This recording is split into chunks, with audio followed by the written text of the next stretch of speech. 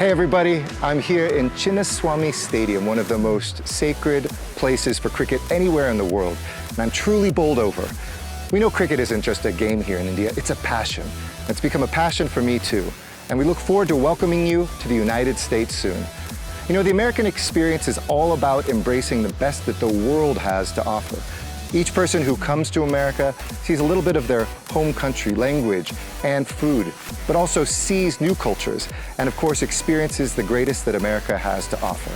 Enriching friendships and connections, that's what we all want you to see when you come to the US. I know India's blind cricket team will be those sorts of ambassadors, pursuing more friendships, new relationships, and showing that everybody belongs when it comes to sports. And cricket's inclusion in the Olympics has been a long time coming.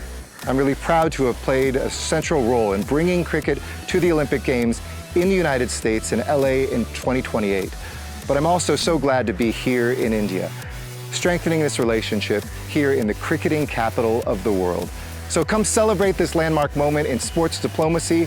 Play with us. Keep the innings going. Let's hit some centuries together. And wishing the Indian team all the very best.